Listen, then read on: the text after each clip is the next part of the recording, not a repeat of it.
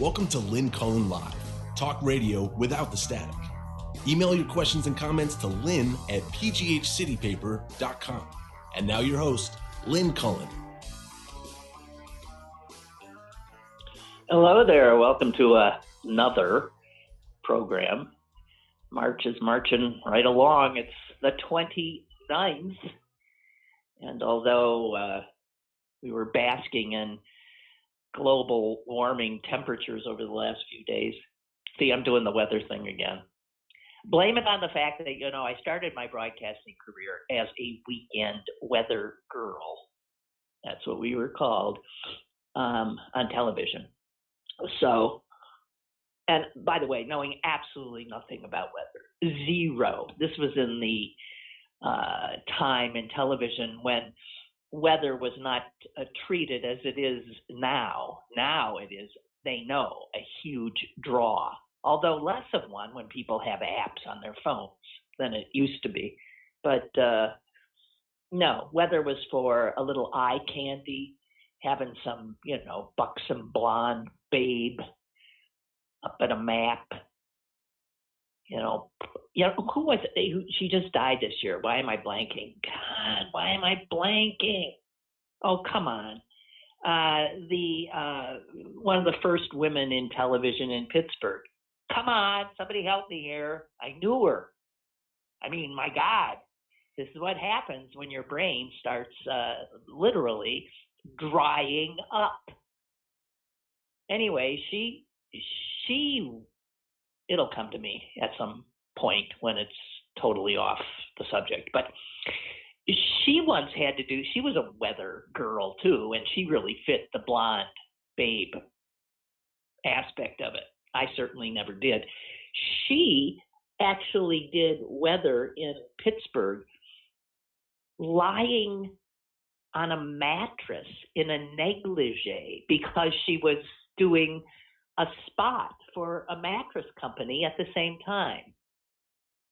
God, unbelievable. I'm sorry, I had no intention of talking about any of that.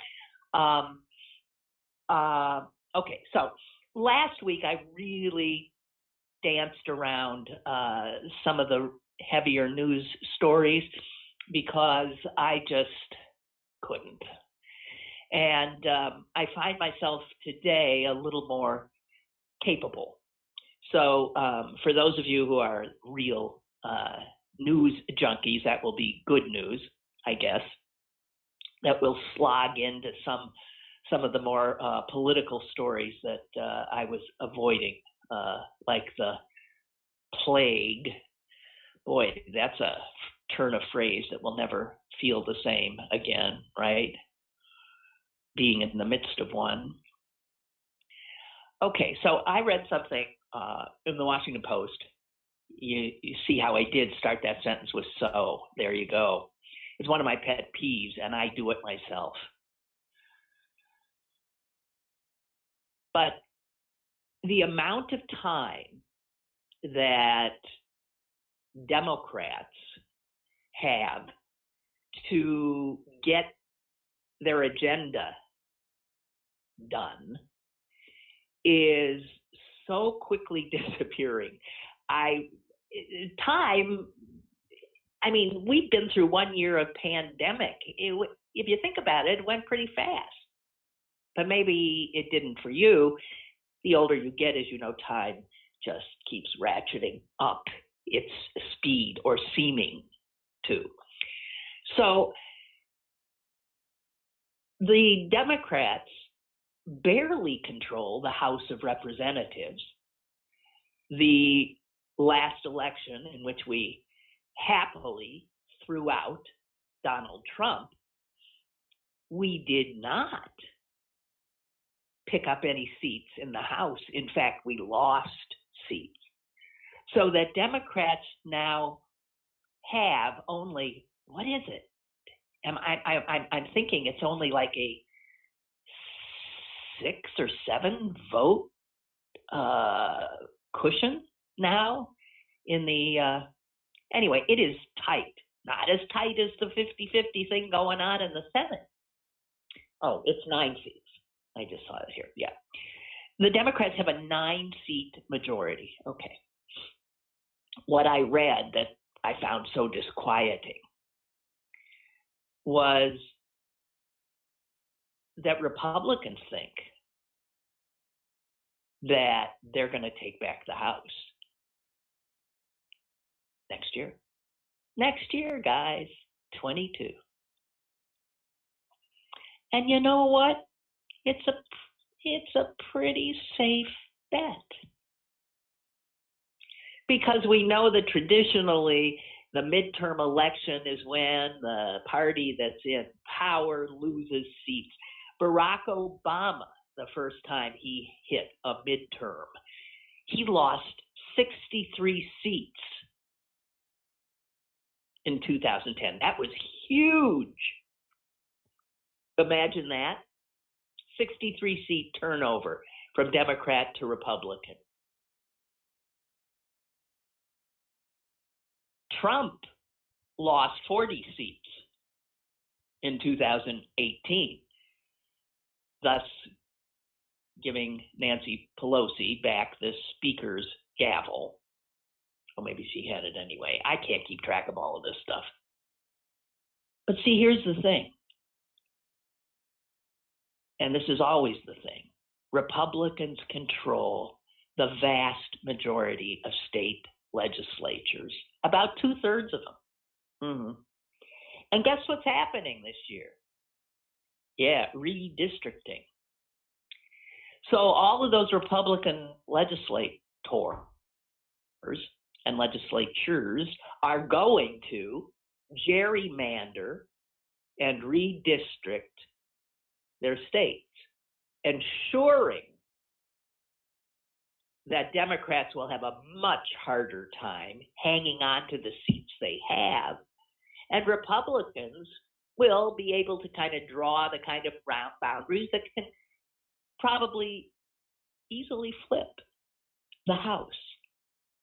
So it's something, I mean, I hate to start out with such a stink bomb on a sunny Monday, but we got to get something done here. Here's a number that should curl your hair or straighten it if it's already curly. Republicans will be drawing the boundaries for 181 of the congressional districts in this country. You know how many Democrats are going to get to fiddle with? 74. Less than half. Fewer than half. Uh-oh. Hoist on her own petard. Anyway. So, this is scary. So, it is conceivable that we'll lose the House. Nancy Pelosi will not be the Speaker. The noxious Kevin McCarthy of California would likely rise to be the Speaker of the House. Astonishingly, the Senate looks like an easier thing for Democrats to not only hold, but maybe pick up a seat or two, but will not have control of the legislative branch, as we do now for,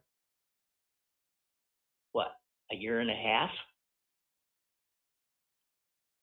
If we don't seriously restrict that filibuster thing, we're not going to get anything done.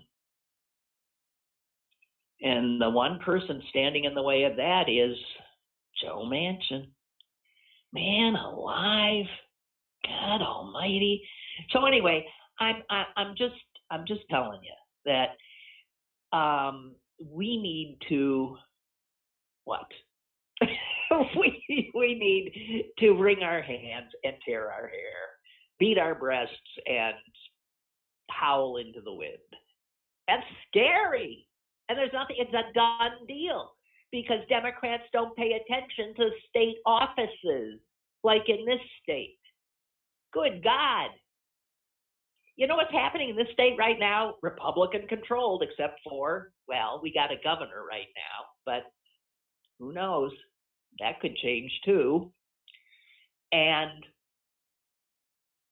I understand there's a bill making its way or proposed, I don't know what state it's in Harrisburg, where Republicans are in control. This is the kind of bills that Republicans do. First of all, they're licking their chops to gerrymander the hell out of the state, which they've already gerrymandered umpteen times. And Republicans never, ever really deal with policy. I've talked about this a million times. You don't see them introducing bills, to help people struggling to live their lives. That's what Democrats do. Republicans pass bills to punish poor people and to further enrich the rich. That's what they do. That is what they do. And that's really not much policy. It's tax policy. That's the only thing they really get into much. And then regulatory stuff. We can't regulate all those poor corporations. So in Harrisburg, apparently there's some bill that would make it a real crime, a possible 7-year sentence if you were to spit at a cop. I'm just telling you. Now, it's typical Republican crap. They'll pass it. Is this a big issue? This is the kind of thing Republicans spend their time on. We have got to stop this unbelievable pandemic of cop spitting. So yeah, that's what they do. They do nothing but waste time sort of lathering up and whipping up their base and their media about stuff like this. Oh, there's another one that I read about today again. They're falling all over themselves, all these Republican state legislatures. First of all, to make voting while black more and more and more difficult, as you know. And they're also Eleanor Shano. Thank you. Thank you, Barbara. Thank you, Art. Eleanor Shano. I said it would pop up and take me off track. Now, where was I? Who the hell was I? Oh, the kind of things Republicans do. So one of the things they're doing now in all these Republican-controlled legislatures, which is the vast majority, again, of state legislatures. So when we say the Republican Party is, is dying, demographics show it's as good as dead. It sure don't look like it's dying when you look at the states, does it? No, it's in control.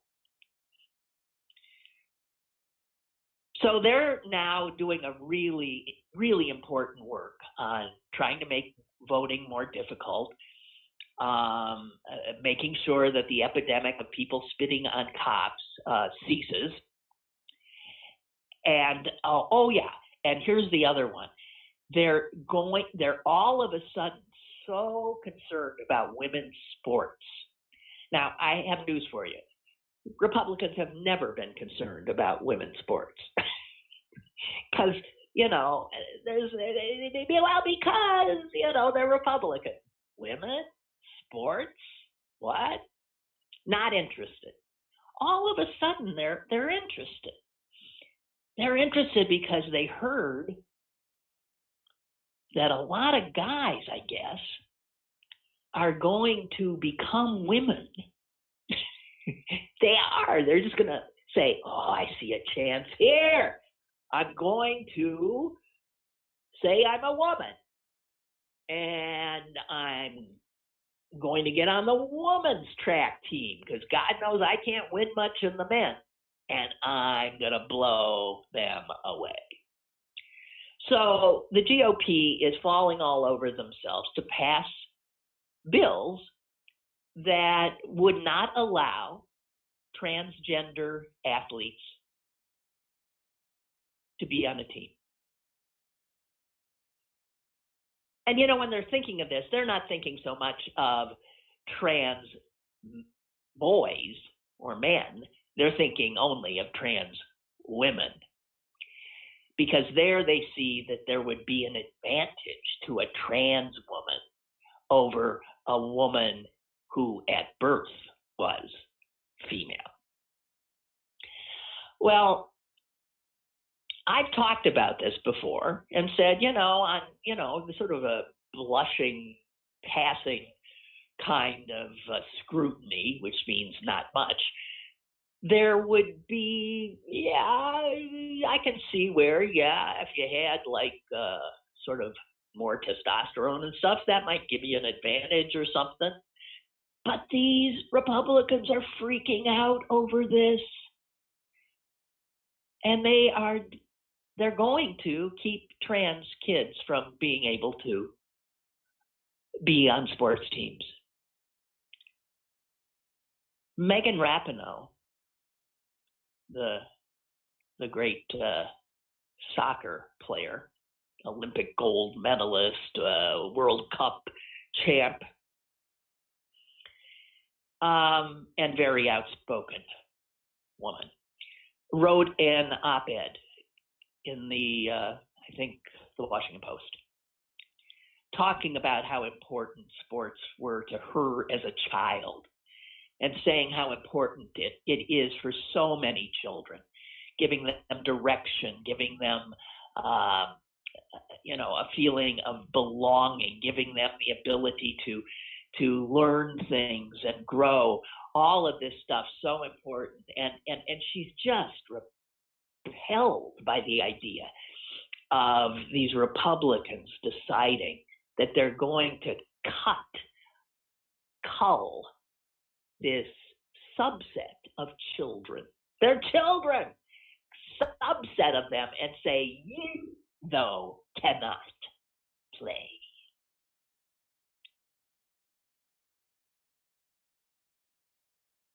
The suicide rate and the attempted suicide rate among transgender youth is high as hell. So this won't help. But I want to share just one or two sentences of what Megan Rapione wrote, because this is it in a nutshell. She calls out the GOP for doing what they always do, which is solving a problem that doesn't exist. That's what they do. That's what they just did in Georgia, where they just had apparently the cleanest election ever. It's just that the Republicans didn't like the outcome. So they decided to solve this problem that doesn't exist. The Republicans in Harrisburg that are now about to potentially put someone in jail for 7 years if they spit at a police officer. Granted, not a nice thing to do, but 7 years? Again, solving a problem that doesn't exist. And Rapione says this. They're doing it again. They're solving a problem that doesn't exist. Transgender kids want the opportunity to play sports for the same reasons other kids do. To be a part of a team where they feel like they belong. Proponents of these bills, the Republicans, argue that they are protecting women. As a woman, she writes, who has played sports my entire life, I know that the threats to women's sports and girls' sports are not trans kids. The threats to women's and girls' sports are lack of funding, resources, media coverage, sexual harassment, and unequal pay. None of which Republicans give a damn about. And in fact, invariably will fight against efforts to deal with those real problems. Oh, dear Lord. And I'm just telling you, that bunch could take over in a year and a half, about a little more. Just saying. Time is of the essence. Okay, well, so that was a few heavy little things. So let me just for a minute take a little break. What do they say? Like, let's cleanse our palates. Let's have a little sorbet in between courses so that we're not getting too freaked. I spoke not too long ago about, well, you know, I love words and I love language. And I don't love what, well, I've talked myself into a corner here. I was thinking about the courage and bravery of people who come to this country not knowing English. A friend told me the other day of a woman that she met in grad school, I think here at Pitt, a woman from China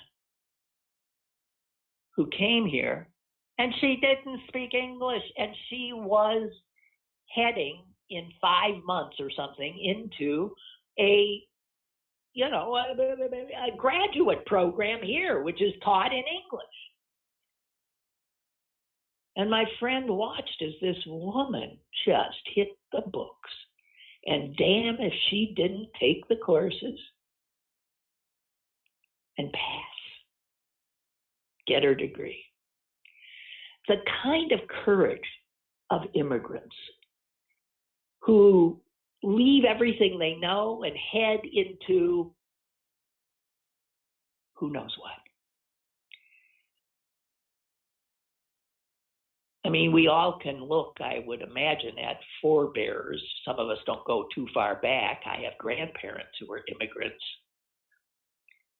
The courage it takes to leave your homes, to travel halfway around the world, often not under the greatest circumstances,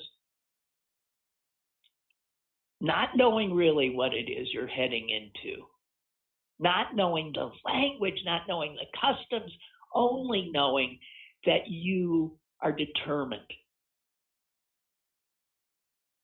and that you'll have a chance. One of the reasons I always thought that if America was exceptional in a positive way, it is that we are a country made up of such people. We are a country made up of the bravest, the hardest working, the people who dared to do what immigrants do. We are not a country made up of people who were afraid, because these immigrants, even if they are afraid, overcome their fear. So I always thought that America, just by virtue of being a nation of immigrants, sort of got the best pool of genetic input, of we got the pick of the litter.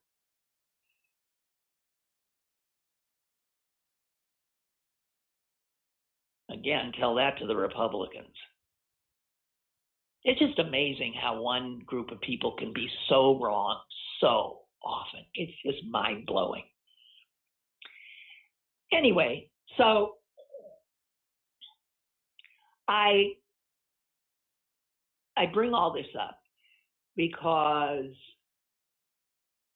the people who have this courage and then come here and then have to learn our language, is it possible to try to imagine what it would be like to try to learn English as an adult?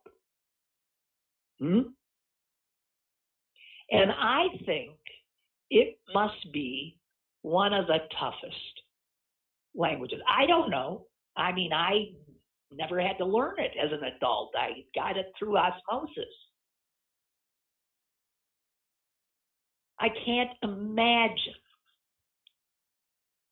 how tough that would be. Let's just, okay, you start with the word tough. Did I just say tough? All right, you're learning English. You're trying to read something, and all of a sudden you bump into T-O-U-G-H. You're going to say tough? No. I don't know what you're going to say because it looks like the most absurd grouping of letters imaginable. Tau. What? And so there's tough, there's enough. They don't make no sense. How do people learn our language? Let's just do the numbers. One of the first things you learn when you learn, I mean, I can count to 10 in a lot of languages, I think.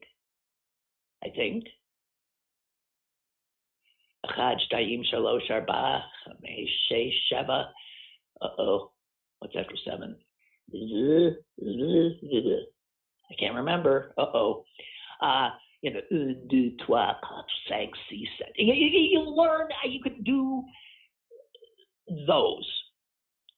Think of in the United States. You're in the United States, you're trying to learn 1, 2, 3, 4, 5, 6, 7, 8, 9, 10.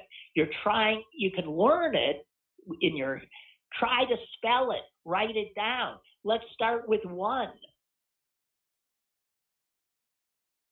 1 is spelled O-N-E. What? How's that 1? I'm asking. It looks like own, right? All right, you get past 1 somehow. All right, I'll take it. Okay, O-N-E is 1. Like W-O-N? I guess. And then you bump into 2. What? It looks like 12. Now, I guess 3, once you've been introduced to TH and the 3, 4, 5, 6, 7 make somewhat sense, but then we hit 8. And I'm sorry, there's that darn GH again, and on top of it, an E and an I and a who knows what. I mean, I got to tell you, anyone, and there's so many of them amongst us who masters this language. In fact, all over the world they master this language. How the hell do they do this? We're Americans. We barely know our own language. We are, when it comes to language, we are the dumbest people on earth. And think of the word dumb. What the hell is that B doing at the end? Like lamb. What is that?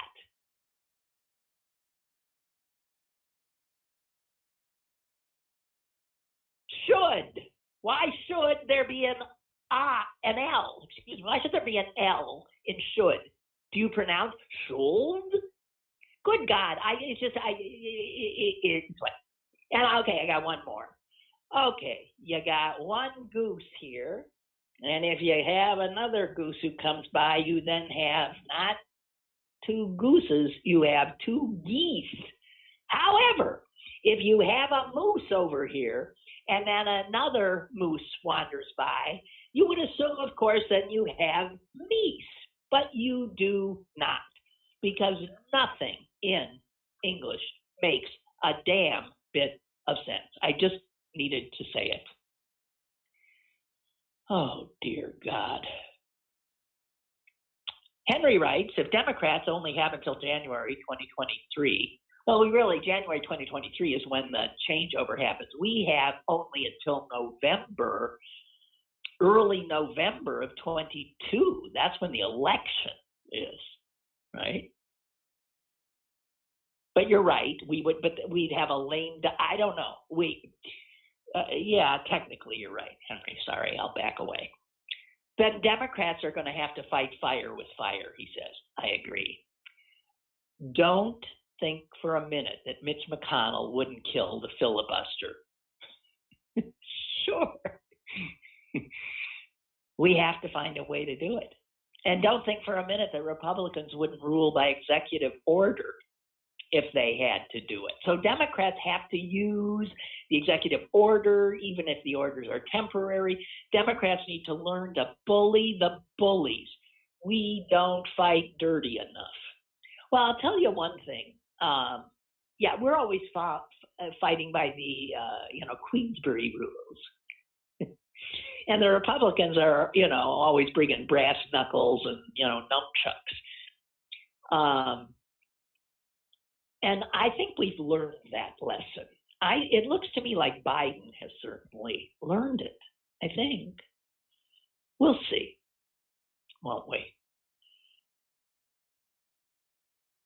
I have a caller. I'm sorry. I didn't know I did, Amy, and it just popped up on very late. Is the caller still there? Hello? Hello, Lynn. It's Dave from Washington. Dave, thank you for your staying power. I don't know how long you've been hanging there. About 5 minutes or so. Not bad. Immigrants coming in and speaking English. Now, you were talking about the lady going to a doctorate's program or some graduate program. That's all fine and dandy, but most immigrants coming into the country aren't going to graduate school. And I am not one of those who says, you're in America, so learn English. I'm not one of those assholes. But I process people all the time in their immigration status. And green cards. To have a permanent resident card, you have to have been here for a long time. And if you have a permanent resident card and you've been here that long, you should know at least some English. Enough English where you can get along well in your community. And it's amazing how many don't. They have to have an interpreter with them for simple things like, write down today's date right here. Answer these 3 simple questions right here. Sign. It's going to be $30.50 or what have you. And they don't do it. They don't know the language well enough for a simple conversation. And again, I'm not one of those, you're in America, so speak English, blah, blah, blah, blah, blah. Are these, wait a minute, though, are these young people? No. Are these relatively young people? No, these are like the parent class. Not the kids. But that's the class that often didn't. How many of us had grandparents that were immigrants who spoke their language in the house and barely handled anything out of the house, right? My grandparents came over, didn't speak a word of the language, but they learned it. They learned it well enough because they're living here now. If I were to move to Mexico, and the thought has certainly crossed my mind, I would try to learn enough Mexican, Spanish. I would try to learn enough Wait, Spanish. that reminds me. Wait a minute. Wait. That reminds me. Who's the president who said when he was going off to Latin America that he didn't know how to speak Latin? Yeah. No, seriously. Sounds like Bush, but. Just trying to help you there. Okay. Yeah, I got you. Now, if I was to do that, I would certainly learn enough of the language. I could go to the grocery store and buy things. I could go to a restaurant and order food and have at least enough understanding of what they're saying and enough that they can understand me. It's just it's going to make your life a lot easier. Now, when my grandparents came over, they did not know a single word of English. But they learned it, and the whole thing was, of course, their kids must learn English. That's going to be their primary language. Even that is not necessarily true anymore. I see a lot of these people, their interpreters are their kids. And you can tell for the kids, English is their poor second language. And these are kids who were born in the United States. They're born in the United States. Look at Pittsburgh. Look at all the ethnic enclaves here. I mean, it's not so much the case now, but when I first came to Pittsburgh, I thought it was so unbelievable that if I walked down the street in Bloomfield and all those old Italian guys are standing on the corner, they're all talking Italian. Right. They're talking Italian to one another. Polish Hill. They're talking Polish. But then they go to the grocery store and they speak English. And I'll tell you, this is my observation, because I see folks a lot. It is primarily the Hispanic population in town who does not speak English very well. And again, I see them all. I see everybody. You know what I do. You know what my job is. And I see everybody in this town. And it is primarily the Hispanics who come, and they don't speak English hardly at all, let alone poorly. Now, their kids speak both. But even so these are documented immigrants. These are people. That's my job, is to run their immigration status. Yes, to find their eligibility for various entitlements. And now their kids have U.S. birth certificates, so they're born here. But you can tell their primary language at home is Spanish, and their Spanish, and their secondary language at home is English. And they probably learn more of that going to school and interacting with other kids than they learn, at home. And the parents the parents don't seem to show any interest in learning it, which is what I don't understand, because from other cultures they do. You come in, I had a guy from Albania, and he was struggling to learn English. That's great, Albania. Yeah, we're right. How many Albanians are there? So Europeans and Asians, they do tend to try to learn the language, but the Hispanic people, for some reason, the older ones don't, and they've got green cards. It's not like they've only been here for a little while. They've been here long enough to get permanent residency. They passed whatever they had to do to get that. And I'm not passing any judgment on them, but I've noticed it over the years, and I've never quite understood. Learn enough language that you can go to the grocery store and, carry on your business. It's going to be better for you. Out in Arizona, when I lived out in Arizona, you better know some Spanish, or otherwise, every other store you go to, you're not going to have any idea what they're saying to you and what you're saying to them. And certainly, if you're doing business out there, you see these businesses that say American or English only, no Spanish. Well, when you do that, what you're doing is you're cutting off half of your customers. It behooves you to learn a little bit of the language that's dominant in your area, whatever it is, especially if you're a businessman, so you can do more business with these people. So, it's just something I've noticed. I don't quite understand it.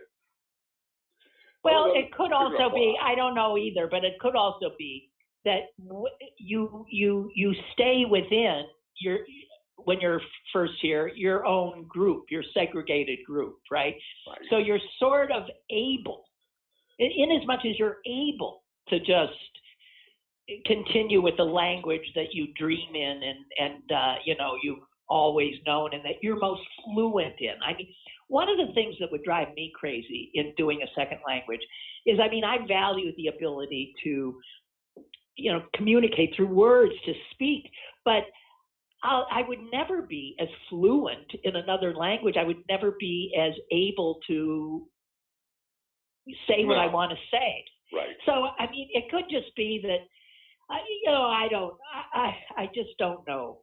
Well, but I think that problem is gone after a generation. Americans don't know second languages very much, because if you live in Europe or something, you drive 100 miles away from where you live. Yeah, and they're speaking another language. They do. Yeah. Right. In the United States, there's different dialects and different drawls and stuff, but it's very interesting.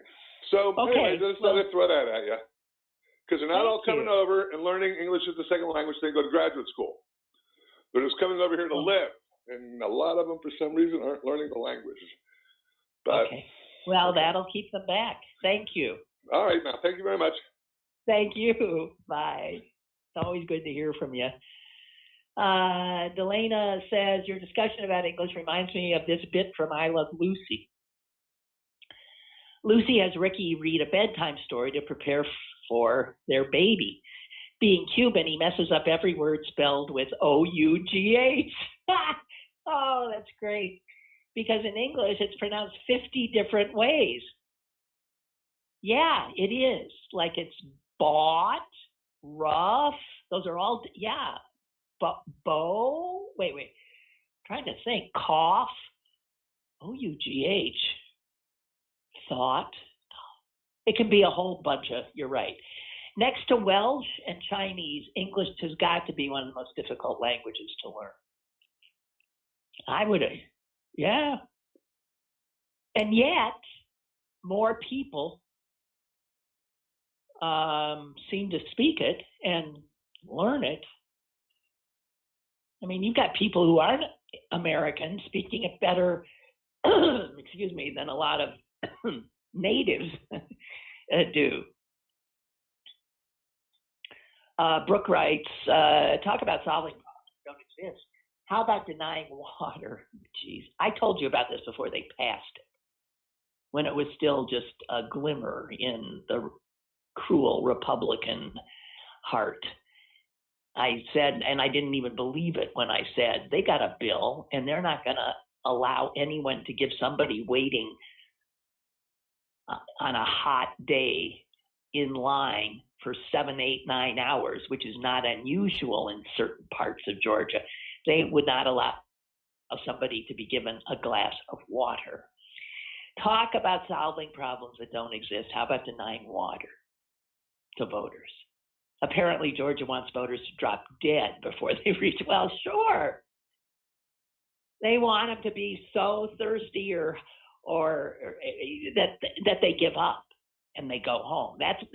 This is all about making it so hard for them, especially for the older ones, that they just go. And Georgia, Brooke writes, has now put restrictions on absentee voting and early voting, and they have changed the processes for counting votes. If this law had been in place before the 2020 election, Democrats likely would not have flipped the state. Well, that's the whole point. Hopefully the courts will step in and help with those voter suppression laws. Well, I don't know, because if it heads to the Supreme Court, it is the Supreme Court under Roberts that eviscerated the Voting Rights Act years ago. Said, oh, that was then. That was in the 60s. There's no problem now. These states don't try to suppress the vote. Jim Crow's over. That was the Roberts Court before it even was as conservative as it is now. Oh, Barbara sent me something from, oh God. This is so unbelievable. A university in Italy has decided that its degree courses, all of its graduate courses, will now be taught and assessed entirely in English. This is a university in Italy? Oh dear. Says here, the waters of globalization are rising around higher education. And the university in Italy believes that if it remains Italian speaking, it risks isolation. Yeah, everybody's trying to attract students from all over the place. Wow, that's interesting. And so there's an assumption and an understanding that everybody speaks English.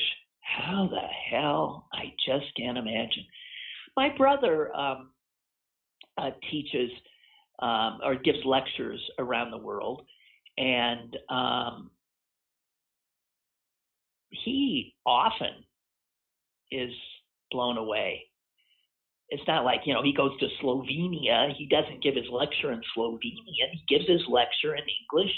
They invite him, knowing full well he'll be speaking in English. And everybody in the auditorium is taking it all in. I find my brother's lectures difficult to follow. And as I said, I'm a native English speaker. And these Slovenians and the Norwegians and the other people where he goes, the Germans, they get it. I believe I have another caller. Hello. Good morning, Lynn. Ray from Lawrenceville. How are you? Hi, Ray. I'm fine. Good. Hey, the language thing is fascinating. It's sort of a hobby of mine, and I don't think we appreciate while we do all this how amazing the fact that any child born anywhere can be put anywhere and never fails to learn the language that it's surrounded by. A baby from Papua New Guinea taken away as a child and put in Mongolia will learn that language with ease. So, Chomsky saw this and said that he called it a universal grammar, but he suggested, and they're pretty much agreement now among the linguists, that humans acquired a language acquisition ability, that it's almost already in there. They just need to find the triggers, and they learn the specific little idiosyncrasies of any individual language. He suggested that if aliens came to Earth, they wouldn't, they would say it's all one language, you just have different vocabulary. They wouldn't see the differences in our language like we do, right? Which is an interesting way to think of it. And you know what's interesting though? They keep young kids who grow up, let's say, in a bilingual situation. I know a few kids like that. They don't mix the two languages up. Either. No. It's an amazing. He called it the poverty of stimulus. He said that with very little stimulus, the poverty of the stimulus, very little input, children acquire an incredibly complex language. All right, and once acquiring a little of it, they go on to seem to understand the rules without being explained to them, the rules. It's not like a computer program where you have to lay out all the rules. That's right. We humans acquire it in the same way that we acquire our visual capacity. So here's an example. They've done this study with cats, and they projected on most humans. If you don't use your eyes for the first X number of months or years, and then suddenly they take bandages off the cat's eyes, the cat can never see. It doesn't get it later. And humans, there was one terrible case of this poor girl who was locked in a room as a child, and they threw food at her, and no one ever interacted with her. And they finally rescued her. She could not learn language because she had gone past that point of acquiring a language. So I am forgiving of older people, immigrants, who fail to learn, because I try to learn languages, and I'm a terrible student of it, as much as I love it. Me too. But I have to be forgiving of them, because it's like asking them to see a color they can't see. It's harder for them. I admire the adults. I know some from Croatia who are doing wonderfully now, who as adults learn English as a second language. But I know two from the same family. One could do it and one couldn't. It's a kind of a unique personal thing to be able to do it later in life. But as a child, no one fails to learn language. You never run into somebody who just, he never learned how to speak, unless there's a real deep cognitive issue, right? Do you know, I once read a book by Oliver Sacks in which he told of it was a blind guy who'd lived blind all his life, and somehow it was found that now that they could correct his sight, and he could see, and so he had the surgery, and it ruined his life. It ruined his life. So all of a sudden, his eyes are taking stuff in, and he can't really even make sense of what he's taking in with his vision, and he became just beside himself. Yeah, I could imagine that it would be like a kaleidoscope. That's all he would see. Just hallucinations. That you couldn't. I'm looking at a chair. I see a chair. He would just see this thing, because that's not the way his brain was wired anymore. He couldn't do it. No, but what's fascinating is there was another study that when the people like that were looking at a shape and they could not tell you what that shape was, But when they walked over to it and put their hands on it, they immediately knew for what it was. Right. Exactly right. Right. Exactly right. And one last thing, there was a great book, Professor Pennybaker, The Secret Life of Pronouns, and he talks about in our language, there are little stealth words, he called them, non-content words, prepositions, pronouns, those sort of things, that you can tell a native speaker from a non-native speaker by those little errors, right? Those are the hardest things to learn as a secondary language. Do they use the or an, or do they pluralize it correctly, or do they, those stealth little, because those aren't, there's no content to them, right? There's no content. Right. Or idiomatic expressions are another way, yes. right? Yes. But keep in mind that when we go to the English spelling, because I understand how frustrating it is, but you should see the Irish spelling, okay? That's even worse. Oh, my God.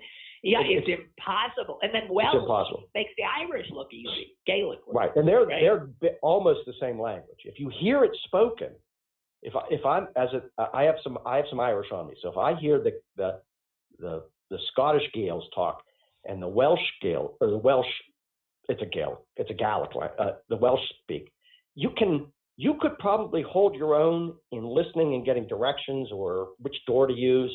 But if it was written, oh no, there's zero chance. And that's going back to Chomsky. Our language rules inside are different from our grammar rules outside. Like how you spell things. Do you say he and I or he and me? And those he said are arbitrary. That's stylish style. That's a style issue. But yeah, I just want to go back and say I'm going to forgive immigrants who are adults, especially ones who don't have anyone to bounce it off of, right? That's a good point. But you just mentioned you'd be able to understand directions being given, maybe. Do you know when I first came here to Pittsburgh, there were two occasions when I stopped and asked someone for directions and just nodded my head as they told me. That's all I said. I did not understand a word. And they were speaking English. I am not kidding.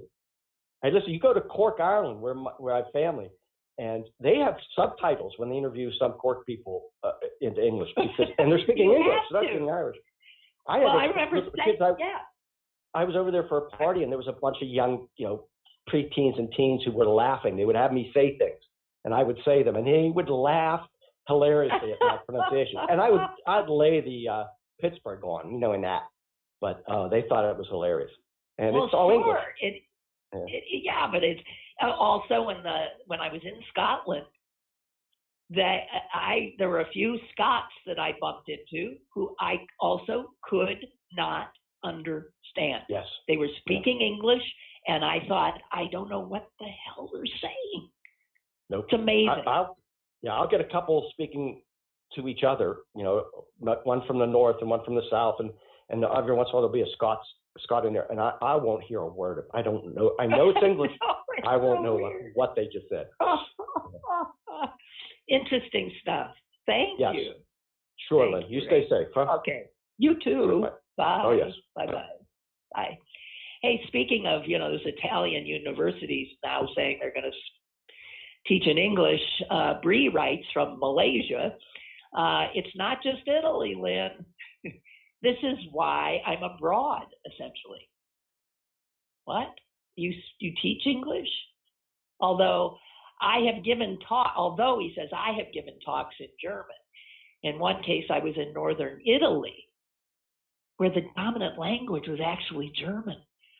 Oh my God, you're kidding me. I mean, I understand the geography would be the reason, but wow. It's where all those blonde Italians come from, right? Jeez. Well, my God, you guys, I love it. See what happened? When I started talking about something that was not like the news kind of thing? I just talked about learning English. People get more engaged. It's like I don't know. I might never get back to doing the hard stuff. I want to see if I see we're running out of time, and I don't want to start something up that I might not be able to finish. I just have to tell you that, I saw this headline and I sighed. Here's a headline: New Zealand approves paid leave for couples after miscarriage or stillbirth. We in this country can't even get paid leave for a woman after. Come on. Are you kidding me? New Zealand gives both husbands and wives, gives spouses. They voted unanimously, their parliament. Now, they've got people in that parliament on the, political divide of whatever is the divide in New Zealand. They voted unanimously that it was the right thing to do. That if a couple suffered a miscarriage or a stillbirth, they should be given at least 3 days of paid leave.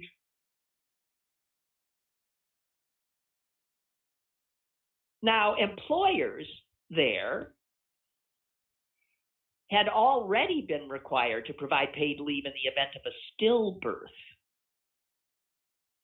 But this expands that to anyone who loses a pregnancy at any point.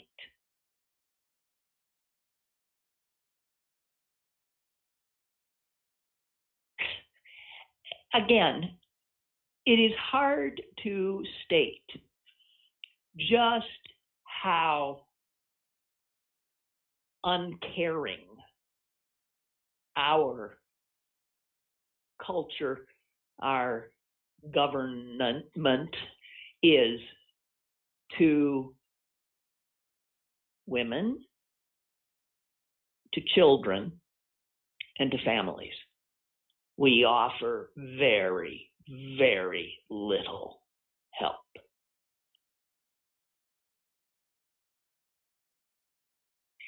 And part of that, I'll tie that in with the immigration ethic.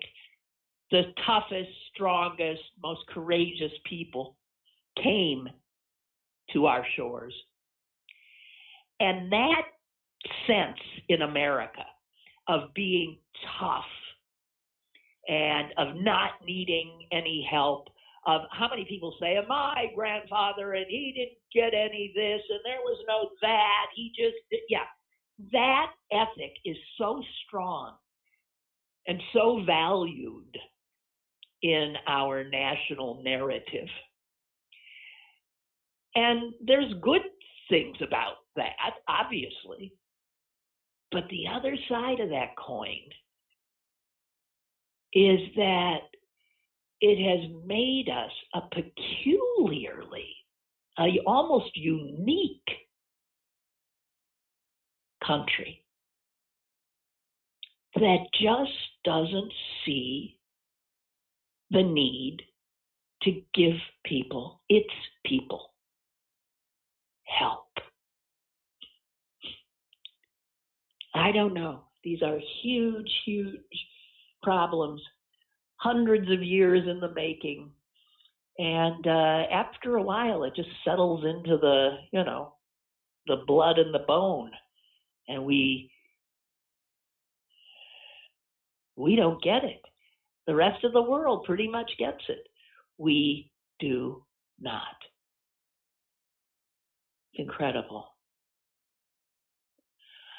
Okay, geez, I got a lot of stuff here. Do you know I have some of the stuff that last week after every show I said, geez, I got so much stuff here and I'm still carrying it over. And damn it, I'll get to it. By hook or by crook, little by little, I will. I promise you. Not that you give a damn. Okay, I think we done did it. And enjoy the sun, if not the cold temperatures. Enjoy the sun, and I'll talk to you guys tomorrow, okay?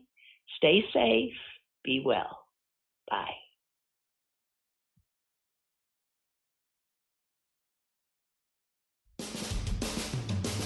Lynn Cullen Live, Monday through Friday from 10 a.m. to 11 a.m. and archived at pghcitypaper.com.